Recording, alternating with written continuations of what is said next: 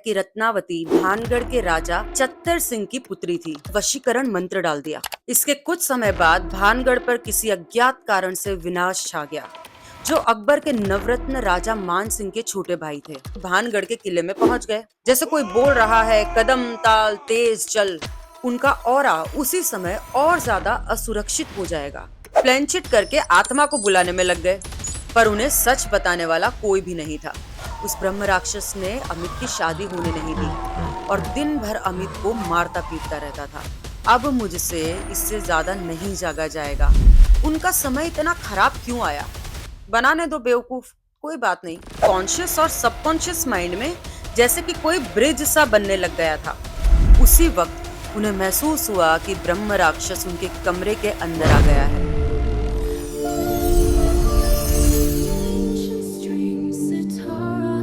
Hello friends, मैं दीप्ति शर्मा एक बार फिर आपके सामने अपने चैनल सितारा स्पीक्स पे सन्यासी शिवदास जी की कहानी के तीसरे पार्ट के साथ आपके सामने उपस्थित हूँ। मैं उम्मीद करती हूँ कि ये पार्ट देखने से पहले आपने फर्स्ट और सेकंड पार्ट को देख ही लिया होगा, क्योंकि फर्स्ट और सेकंड पार्ट देखे बिना ये पार्ट पूरी तरीके से आपको समझ में नहीं आएगा। इसलिए अगर किसी ने नहीं देखा है तो मैं पहले और दूसरे पार्ट का जो लिंक है वो डिस्क्रिप्शन में डाल रही हूँ। तो शुरू करते हैं थर्ड पार्ट। तो जैसा कि मैंने आप लोगों को सेकंड पार्ट के एंड में बताया था कि शिवदास जी को लगातार उनके पूर्व जन्मों से शक्तियां प्राप्त हो रही थी और उन्हें बहुत सी अनुभूतियां भी हो रही थी। उन्हें जो शक्तियां प्राप्त हो रही थी, इसका तो उन्हें उस समय पता नहीं था, पर उन्हें यह पता था कि पूर्व के जन्मों से कुछ शक्तियां उनके जन्म से ही साथ है और वह शक्तियां उनकी रक्षा भी करती थी। शिवदास जी के जीवन में बहुत से ऐसे किस्से हुए थे जिन्होंने इन शक्तियों की मौजूदगी का और उनकी रक्षा करने का उन्हें एहसास दिलाया। उनमें से कुछ बहुत ही इंटरेस्टिंग किस्से हैं, इसलिए सबसे पहले मैं वो किस्से आप लोगों के साथ में शेयर करूंगी। तो अगर आप लोगों के जीवन में भी ऐसा कुछ घटित हुआ है जैसा कि शिवदास जी के साथ हुआ था, तो आप समझ ही जाएंगे कि आप लोगों के साथ भी ऐसी कोई शक्ति आपके पूर्व जन्म से साथ चल रही है। इस केस में आप सितारा स्पीक से भी संपर्क कर सकते हैं। हम आपको उस शक्ति को आइडेंटिफाई करने में आपकी मदद कर सकते हैं। बचपन में बहुत बार शिवदास जी को यह एहसास होता था कि जैसे कि वो अकेले नहीं है और उनके साथ कोई है। कभी कभी उन्हें ऐसा लगता था कि जैसे कोई लंबे बालों वाली डरावनी सी एक बहुत ही लंबी चौड़ी औरत उनके पास है। लेकिन फिर जब कोई नहीं दिखता तो वो हर बार उसे अपना वहम मान लेते। इस कारण उन्हें बचपन में, जब वो 7-8 साल से भी छोटे थे, तब तक उन्हें अकेले रहने में और अंधेरे से बहुत डर लगता था। जैसे जैसे वो बड़े हुए वैसे वैसे उनकी ये भावना कि उनके साथ कोई है, ये कम होती गई। समय किसी के लिए रुकता नहीं है। शिवदास जी बड़े हुए और फिर साल 2000 के आसपास उन्होंने अपने इंजीनियरिंग कॉलेज के 8 दोस्तों के साथ में राजस्थान के भानगढ़ के किले में जाने का प्रोग्राम बनाया। दोस्तों, जिन्हें भानगढ़ के किले के बारे में नहीं पता है, उन्हें मैं ये बता दूं कि ये भानगढ़ जो किला है, एशिया में नहीं बल्कि पूरे वर्ल्ड का सबसे one of the most haunted place यानी कि भूतिया स्थान है। एक कहानी के अनुसार इसे एक तांत्रिक ने श्राप दिया था। कहा जाता है कि रत्नावती भानगढ़ के राजा चत्तर सिंह की पुत्री थी। वो अद्वितीय सौंदर्य और बुद्धिमता की प्रतिमूर्ति थी। उसकी सुंदरता के किस्से दूर दूर तक फैल चुके थे। उसी राज्य में सिंधिया नामक एक शक्तिशाली तांत्रिक रहता था और वो काले जादू का ज्ञाता था और राजकुमारी रत्नावती से एक तरफा प्रेम करने लगा, जबकि उसे यह ज्ञात था कि राजकुमारी से विवाह करना असंभव है। एक दिन जब राजकुमारी बाजार में सुगंधित तेल खरीदने आई, तो सिंधिया ने उस तेल में वशीकरण मंत्र डाल दिया ताकि राजकुमारी रत्नावती उस तेल को छूते ही उस पर मोहित हो जाए। लेकिन राजकुमारी रत्नावती अपनी आध्यात्मिक दृष्टि से सब समझ गई और उसने वो तेल छुए बिना जमीन पर फेंक दिया। कहते हैं कि जैसे ही तेल गिरा, पास पड़ी एक बड़ी चट्टान जादू के प्रभाव से लुढ़क कर सिंधिया की ओर बढ़ी और उसे कुचल दिया। मरते हुए तांत्रिक सिंधिया ने श्राप दिया कि जिस नगर की राजकुमारी ने मेरा प्रेम ठुकराया, वो नगर अब कभी आबाद नहीं रहेगा। यहाँ जो भी रहेगा विनाश को प्राप्त होगा। इसके कुछ समय बाद भानगढ़ पर किसी अज्ञात कारण से विनाश छा गया। नगर उजड़ गया, लोग पलायन कर गए और आज भी भानगढ़ के खंडहर उस श्राप की कहानी कहते हैं। एक और कहानी लोकप्रिय सम्राट माधो सिंह प्रथम की है, जो अकबर के नवरत्न राजा मान सिंह के छोटे भाई थे। कहा जाता है कि जब राजा माधो सिंह ने भानगढ़ नगर बसाने का निर्णय लिया तो उन्होंने पहले गुरु बालूनाथ से अनुमति मांगी। गुरु बालूनाथ जो ध्यान और एकांत के साधक थे, उन्होंने अपनी स्वीकृति इस शर्त पर दी कि महल की छाया उनके तप स्थल पर नहीं पड़नी चाहिए। राजा ने उस समय यह वचन स्वीकार कर लिया, पर जब निर्माण शुरू हुआ तो शर्त को तोड़ दिया गया और किले की ऊंचाई बढ़वा दी गई। इस कारण महल की छाया गुरु बालूनाथ के तप स्थल पर पड़ गई। गुरु बालूनाथ ने इस उल्लंघन के कारण क्रोधित होकर श्राप दिया कि भानगढ़ का किला कभी आबाद नहीं रहेगा और खंडहर में बदल जाएगा। भानगढ़ उसी समय तहस नहस हो गया और इसे फिर से नहीं बसाया जा सका। हैरानी की बात तो यह है कि बालूनाथ की तपस्या का जो स्थल है, वो अभी भी खंडहर अवस्था में देखा जा सकता है। आर्कियोलॉजिकल सर्वे ऑफ इंडिया की ओर से भी सूर्यास्त के बाद किले में प्रवेश पर प्रतिबंध लगाया गया है, क्योंकि यहाँ का वातावरण बेहद डरावना और विचलित करने वाला माना जाता है। स्थानीय लोगों का विश्वास है कि रात में जिन, भूत प्रेत, पिशाच आदि इन खंडरों में भटकते रहते हैं। स्थानीय निवासियों का यह भी कहना है कि उन्होंने एक औरत के चिल्लाने, चूड़ियां तोड़ने और रोने की आवाजें भी सुनी है। कभी-कभी उन्हें किले से संगीत की आवाजें आती है और अजीब सी गंध आती है और परछाइयां भी दिखती है। कुछ लोगों को लगता है कि कोई उनका पीछा कर रहा है और उन्हें पीछे से थप्पड़ मार रहा है। तो अब हम वापस आते हैं हमारी कहानी पर, क्योंकि शिवदास जी और उनके दोस्त उस समय पर बच्चे थे। उन सबको ये क्रेज था कि उन्होंने कभी भी किसी भी भूत को नहीं देखा है और उन्हें बस एक बार कुछ भी करके भूत देखना है। अब देखिए, जिनका भूत से सामना हो जाता है वह यही दुआ मांगते हैं कि उनका कभी भी दोबारा भूतों से सामना ना हो। पर बच्चों की दुनिया कुछ अलग होती है। हॉलीवुड की कुछ मूवीज के बाद में तो आजकल बच्चों में प्लेनचेट करके, जिसको ओइजा बोर्ड भी कहते हैं, आत्मा को बुलाने का फैशन सा हो गया है। मुझे पक्का यकीन है कि आप लोगों में से भी कुछ लोगों ने बचपन में कभी ना कभी ऐसा कोई प्लान बनाया ही होगा, या फिर आज भी अगर आप अपने परिवार के आसपास देखोगे तो कोई ना कोई बच्चा इस तरह का प्लान बनाता हुआ मिल ही जाएगा। इनफैक्ट मैंने भी, हम भाई बहन और कजिन्स मिलके ये किया करते थे। तो बस शिवदास जी अपने 8 दोस्तों के साथ में एक गाड़ी किराए पर लेकर घर वालों को कुछ भी बहाना बनाकर रात के ठीक 12 बजे भानगढ़ के किले में पहुंच गए। हालांकि रात में वहां जाना अलाउड नहीं था, पर उस समय वहां पर ज्यादा रिस्ट्रिक्शंस नहीं थी। रात में सिर्फ एक चौकीदार था जो गेट बंद करके अंदर सोता रहता था। सारे लड़के गेट फांद कर अंदर चले गए और थोड़ा सा आगे चलते ही वो सब एक हनुमान जी के मंदिर के पास पहुंच गए, जिसके आगे एक बहुत बड़ा चबूतरा बना हुआ था। वहां किसी तरह की कोई भी रोशनी नहीं थी और जंगली जानवरों का भी खतरा था, इसलिए सबने लाइट्स जला ली और जिसके पास जो भी हथियार थे वो भी हाथ में ले लिए। फिर हनुमान मंदिर के आगे जाने पर बहुत सारे डरावने से बरगद के पेड़ आए और आगे जाने पर कुछ घर दिखे जिनमें सिर्फ दीवारें थी, लेकिन उनकी जो छतें थी वो उड़ी हुई थी। इसके आगे एक और गेट आया जहां तक आते आते सारे बच्चों के आपस में लड़ाई हो गई। अब सारे बच्चे दो ग्रुप में बट गए। पहला ग्रुप 5 जनों का था जिन्होंने कहा कि हमें डर लग रहा है और हम वापस हनुमान जी के मंदिर जाएंगे, और दूसरा ग्रुप 4 जनों का था जिसमें हमारे शिवदास जी भी थे। उनका कहना था कि इतना दूर आए हो तो पूरा आगे तक देखकर जाएंगे। तो अब ये जो 4 जनों का ग्रुप था वो आगे बढ़ने लगा और गेट पार करने के बाद उन्हें कुछ किले दिखे, पर रात में इनकी हिम्मत भी उन किलों के अंदर जाने की नहीं हुई। फिर चलते चलते ये लोग एक कुंड पर पहुंच गए और वहां पर कुछ देर के लिए रुक गए। अचानक से उस कुंड पर किसी लड़की के जोर जोर से चीखने की आवाज आई, पर आसपास कुछ दिखाई नहीं दे रहा था।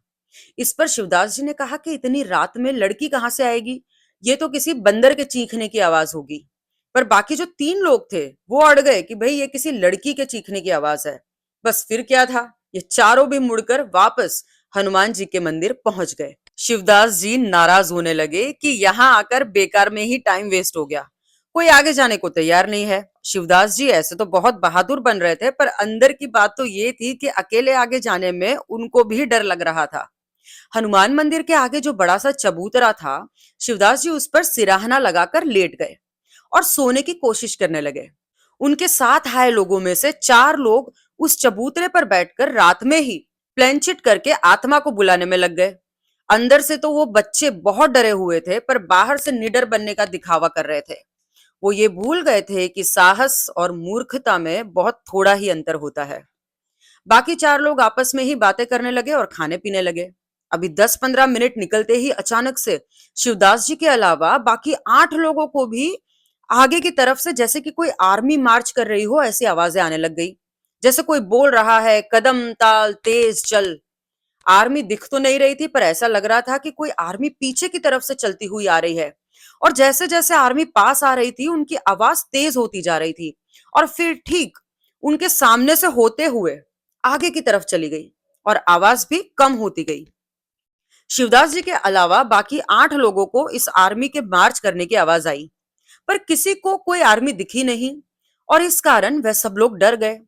वो लोग शिवदास जी को भी आवाज लगाकर बुलाने लगे कि वो भी आकर ये आवाजें सुने, लेकिन शिवदास जी तो पहले ही चिढ़े हुए थे। इस कारण वो तुरंत उठकर नहीं आए और बोलने लगे कि तुम्हें फिर से कोई वहम हुआ है, मेरी नींद खराब मत करो, मुझे सोने दो। पर जब उनके दोस्त उनको बार बार ये बात बोलने लगे तो वो उठकर अपने दोस्तों के पास गए और आवाज सुनने की कोशिश करने लगे, लेकिन उन्हें कोई भी आवाज नहीं सुनाई दी। और इस पर शिवदास जी बाकी 8 दोस्तों से पूछने लगे कि आवाज किस तरफ से आ रही है, पर उस तरफ से भी उन्हें कोई आवाज नहीं आ रही। शिवदास जी सुपर नेचुरल एक्सपीरियंस लेने के लिए जोश जोश में अकेले ही हाथ में टॉर्च और एक बड़ा सा चाकू लेकर उस डायरेक्शन में भागे जहां पर कथित तौर पर ये आवाजें आ रही थी। काफी आगे जाने पर भी उन्हें कुछ भी ऐसा सुनाई नहीं दिया और उधर बाकी के 8 लोगों के डर के मारे हालत खराब हो रही थी। दोस्तों, असल में जब कोई नेगेटिव एंटिटी हमें दिखती है या फिर उसकी आवाज सुनाई में आती है तो ये कोई इत्तेफाक नहीं होता। असल में वो नेगेटिव एंटिटी खुद ही हमारी दृष्टि और सुनने की क्षमता कुछ देर के लिए विकसित कर देती है, जिससे कि हम सूक्ष्म लोक के प्राणियों को देख और सुन पाएं। ये सारी एंटिटी सूक्ष्म लोक की निवासी होती है। इसके पीछे इनका मकसद ये होता है कि जब इंसान इनको देखेगा या सुनेगा तो डर जाएगा और जिससे उनका ऑरा उसी समय और ज्यादा असुरक्षित हो जाएगा। उसके डर का फायदा उठाकर या तो वो इस इंसान के ऑरा में प्रवेश कर जाएंगे या फिर उसे डराकर उससे जो भी करवाना है वो करवाएंगे। ऐसा प्रतीत हो रहा था कि इन सारी एंटिटीज जो थी शिवदास जी के सभी दोस्तों के सुनने की क्षमता तो विकसित कर रही थी, पर किसी कारणवश शिवदास जी पे उसका असर नहीं हो रहा था। उसी टाइम सभी बच्चों ने जल्दी जल्दी अपनी पैकिंग की और डर के मारे तुरंत ही वापस रवाना होने के लिए गाड़ी में बैठ गए। लेकिन कभी कभी हालात ऐसे भी बन जाते हैं जो पहले से ही डरा हो वो और ज्यादा डर जाए। ठंड के कारण गाड़ी स्टार्ट ही नहीं हो रही थी। ड्राइवर ही जैसे गाड़ी की चाबी घुमा तो रहा था, लेकिन रात के सन्नाटे में ऐसी आवाज आ रही थी जैसे कि कोई घोड़ा ही ना रहा है। 5-7 बार गाड़ी को स्टार्ट करने की कोशिश करने के बाद ड्राइवर ने सभी 9 लड़कों को 2-3 बार कहा कि गाड़ी को धक्का मारना पड़ेगा, पर उन 9 लोगों में से एक भी लड़का डर के मारे गाड़ी से उतरकर धक्का लगाने के लिए तैयार नहीं था। इसके बजाय उनमें से कुछ लोग हनुमान चालीसा बोलने लगे और भगवान का नाम लेने लगे। फाइनली गाड़ी अपने आप स्टार्ट हो गई। उन सबकी जान में जान आ गई और वो सब लोग जैसे वहां से भाग कर आ गए। इसी के साथ में शिवदास जी का भूतों के भानगढ़ का ये जो रोमांचक सफर है, जो कि रात को 12 बजे शुरू हुआ था, रात के 2 बजते बजते पूरा हो गया। बच्चों का स्वभाव उस उम्र में कुछ इसी तरीके का होता है। मन ही मन डरते भी हैं पर करते भी हैं। नौटंकी ऐसी करते हैं कि जैसे उन्हें डर लगता ही नहीं है, वो एकदम कूल है। लेकिन जब सर पर आती है तो सारी नौटंकी एक झटके में निकल जाती है। जिसने भी ये किस्सा सुना उसका यही कहना था कि बाकी 8 लोगों को ये आवाजें सुनाई में आई, लेकिन शिवदास जी को नहीं आई, जबकि शिवदास जी अकेले उस डायरेक्शन में भागकर भी गए थे। तो या तो शिवदास जी के ग्रह बहुत भारी हैं या फिर उनके साथ कुछ अलग है। इस किस्से से पहली बार शिवदास जी को यह एहसास हुआ था कि उनके साथ कुछ ऐसा जुड़ा है जो सामान्य नहीं है, पर उन्हें सच बताने वाला कोई भी नहीं था। इस घटना के करीबन 5 साल बाद साल 2005 के आसपास शिवदास जी के परिवार की ही एक महिला ने प्रॉपर्टी के विवाद के कारण उनके पूरे परिवार के ऊपर ब्लैक मैजिक करवा दिया। इस पर शिवदास जी के पिताजी इलाज करवाने के लिए एक पंडित के पास गए। पंडित ने बताया कि आपके पूरे परिवार के ऊपर तंत्र किया हुआ है और वो शिवदास जी के अलावा बाकी पूरे परिवार के ऊपर से ये तंत्र हटा देगा। पिताजी के पंडित से पूछने पर कि शिवदास जी के ऊपर से क्यों नहीं हटाओगे, तब उस पंडित ने यह बताया कि आपके बेटे के ग्रह ऐसे हैं कि कोई भी ऊपरी बाधा उस पर असर नहीं करेगी। तो इसकी कोई जरूरत ही नहीं है। इस पर शिवदास जी के पिताजी को भी ये बात थोड़ी सी अजीब लगी, लेकिन उन्हें उस टाइम पर ज्यादा सोचा नहीं, दिमाग नहीं लगाया और जैसा पंडित ने कहा वैसा ही किया। इस घटना के करीबन 1 साल बाद 2006 के आसपास उसी महिला ने उसी प्रॉपर्टी के विवाद के कारण वापस शिवदास जी के पूरे परिवार के ऊपर ब्लैक मैजिक करवा दिया। अब की बार उस पंडित के बजाय शिवदास जी के पिताजी इलाज करवाने के लिए एक मुसलमान तांत्रिक के पास गए। इस तांत्रिक ने कहा कि हाँ, आप लोगों पर फिर से तंत्र करवाया गया है, वो ठीक कर देंगे, लेकिन हर इंसान के हिसाब से 10 से 15 हजार रुपए दे रहे होंगे। और साथ ही ये भी कहा कि आपके परिवार के सभी लोग इलाज करवा लो, पर आपके बेटे को जरूरत नहीं है। अब की बार शिवदास जी के पिताजी ने जोर देकर पूछा कि उनके बेटे को इलाज की जरूरत क्यों नहीं है। तो उस मुसलमान तांत्रिक ने कहा कि आपके बेटे के ग्रह ऐसे हैं कि उसके ऊपर ऐसी कोई भी चीज असर नहीं करेगी। और यह वैसी ही बात थी जो साल भर पहले उस पंडित ने कही थी। अब इस बारे में मैं आपको एक आखिरी किस्सा और सुनाऊंगी। जिस समय शिवदास जी ने पीएलआर करना सीखा था, उनके आश्रम में एक अमित नाम का व्यक्ति सभी सन्यासियों को दूध वितरण करने का काम करता था। अमित के ऊपर पिछले 20-25 वर्षों से एक बहुत ही भयंकर ब्रह्म राक्षस था। उस ब्रह्म राक्षस ने अमित की शादी होने नहीं दी, उसको कोई स्थान पर काम भी नहीं करने देता था। अमित अपने जीवन यापन के लिए सिर्फ आश्रम पर ही निर्भर था। वो ब्रह्म राक्षस अमित को बिल्कुल भी पूजा पाठ, जाप या ध्यान भी नहीं करने देता था। और तो और ब्रह्म राक्षस अमित के शरीर पर एक नागिन की तरह लिपटा रहता था और दिन भर अमित को मारता पीटता रहता था। ब्रह्म राक्षस मारते पीटते दिखता तो नहीं था, पर अमित को तुरंत दर्द महसूस होता था और शरीर पर मार के निशान भी दिखते थे। अमित की पूरी जिंदगी इस ब्रह्म राक्षस ने खराब कर दी थी। अमित ने इस ब्रह्म राक्षस से बचने के लिए शिवदास जी से संपर्क किया। उस समय शिवदास जी को पीएलआर के माध्यम से नेगेटिव एंटिटीज को हटाने का अधिक अनुभव तो नहीं था, लेकिन ऊर्जाओं को पहचानने और महसूस करने की उनकी जो क्षमता थी, वो पूरी तरीके से विकसित तो हो ही चुकी थी। यानी कि यदि आसपास कोई नेगेटिव एंटिटी मौजूद होती है और वह किसी व्यक्ति के ऑरा में छिपी ना हो, तो शिवदास जी उसे तुरंत ही महसूस कर लेते थे। इसी प्रकार यदि कोई दिव्य शक्ति अपने अस्तित्व का आभास कराना चाहती है, तो उनकी उपस्थिति भी उन्हें सहज रूप से ही अनुभव हो जाती थी। दोस्तों, दिव्य शक्तियों का अनुभव तभी संभव होता है जब वह स्वयं अपनी उपस्थिति का आभास कराना चाहे। मनुष्य की इच्छा मात्र से ये नहीं होता। शिवदास जी दिन के समय अमित से मिलकर और उनकी सारी समस्या समझकर वापस अपने कमरे पर आ गए। कमरे पर वापस आते ही उनको ये महसूस हुआ कि अमित को परेशान करने वाला जो ब्रह्म राक्षस था, वो उनके पीछे पीछे उनके कमरे में घुस आया है। उन्हें महसूस हुआ कि ये ब्रह्म राक्षस अभी शांत है और उत्सुकतावश बस वो देखने के लिए आया है कि शिवदास जी कौन है और रहते कहाँ है। इसलिए शिवदास जी ने कोई रिएक्ट नहीं किया और 10-15 मिनट में वो जो ब्रह्म राक्षस था वो खुद से ही चला गया। अब रात के करीबन 9:30 बजे के आसपास शिवदास जी अपने कमरे पर अपने एक परिचित से वीडियो कॉल के माध्यम से अमित के केस के बारे में बात कर रहे थे। इस परिचित का ध्यान साधने में बहुत ही अच्छा लेवल था और इनको भी शिवदास जी की तरह ही शक्तियां महसूस हो जाया करती थी।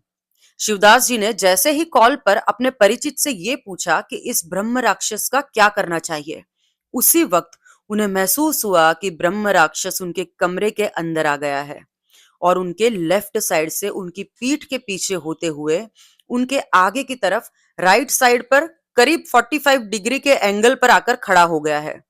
उन्हें यह भी महसूस हुआ कि वो ब्रह्म राक्षस यही देखने आया था कि शिवदास जी उसके खिलाफ क्या प्लान कर रहे हैं और वो बहुत ही गुस्से में भी लग रहा था।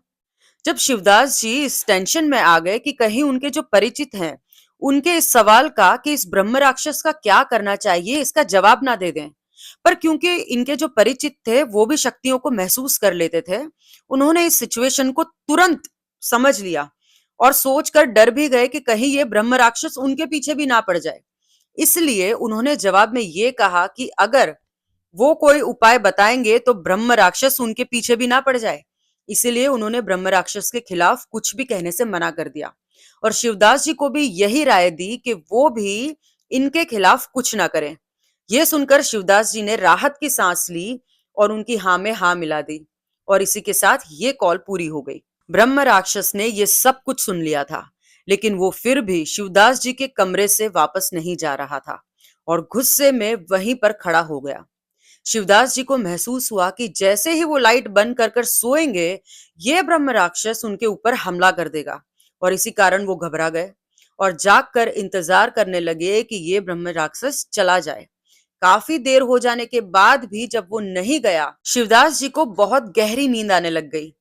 उस समय तक शिवदास जी को बागेश्वर बालाजी और सन्यासी बाबा की कृपा प्राप्त हो चुकी थी। इसीलिए उन्होंने मन ही मन हनुमान जी को स्मरण किया और कहा कि हे बजरंगबली, अब मुझसे इससे ज्यादा नहीं जागा जाएगा। अब आप ही मेरी इस ब्रह्म राक्षस से रक्षा करो। ये प्रार्थना करके शिवदास जी डरते हुए हनुमान जी पर भरोसा करके धीरे धीरे नींद में चले गए। जब अगली सुबह शिवदास जी की आंखें खुली, तो उन्होंने अपने भीतर एक अद्भुत शांति और आनंद का अनुभव किया। उन्हें लगा कि जैसे जीवन में पहली बार उन्होंने इतनी गहरी और सुकून भरी नींद ली थी। उन्हें ऐसा महसूस हुआ मानो किसी दिव्य स्त्री ने, एक करुणामयी माँ ने अपार ममता से उनका सर अपनी गोद में रखकर रात भर प्रेम पूर्वक उन्हें सुलाया हो। शिवदास जी के शब्दों में ऐसी माँ की ममता और ऐसा प्रेम मैंने अपने पूरे जीवन में पहले कभी महसूस नहीं किया। जैसे जैसे उनकी नींद खुल रही थी, वैसे वैसे अब उस ममता का एहसास धीरे धीरे विलीन हो रहा था। उस पल उनके मन में ये इच्छा जागी कि काश वो फिर से आंखें बंद कर ले और उस दिव्य स्नेह में लेट जाएं। पर अफसोस कि ऐसा संभव नहीं था। उस दिन के बाद आज तक शिवदास जी तरस रहे हैं कि कभी फिर से उन्हें उसी मातृ स्नेह का दिव्य स्पर्श अनुभव हो और उसका अवसर मिले। साथ ही उन्हें यह भी आभास हुआ कि उस रात ब्रह्म राक्षस की किसी अदृश्य शक्ति ने अच्छी तरह पिटाई की थी। तो रात को डरकर सोए शिवदास जी सुबह उठते ही बहुत ताज्जुब में पड़ गए। उन्हें लगा कि अवश्य ही हनुमान जी का कोई करुणामयी रूप रहा होगा, जो भक्तों के लिए कभी रक्षक बनकर तो कभी मां बनकर अपना स्नेह दर्शाते हैं। हालांकि उस रात के बाद शिवदास जी कई महीनों तक डर के कारण रात में लाइट जलाकर ही सोते रहे। पर साथ ही उनके मन में ये इच्छा भी बार बार हुई, हनुमान जी एक बार वापस अपने माँ वाले रूप में उनको एक रात और सुला दें। हालांकि दोस्तों, इस घटना के कुछ महीने बाद शिवदास जी को यह समझ में आया कि उस रात हनुमान जी ने नहीं बल्कि किसी और शक्ति ने उनकी रक्षा की थी। उस समय तक तो शिवदास जी की शक्तियां जागृत भी नहीं हुई थी, पर अब उन्हें एक ब्रह्म राक्षस को मुक्त करने में मात्र 10 से 15 मिनट का टाइम लगता है। और अब उन्हें ब्रह्म राक्षस से डर भी नहीं लगता, बल्कि नेगेटिव एंटिटी के केसेस में जो ब्रह्म राक्षस हैं वो उनसे संभल कर रहते हैं।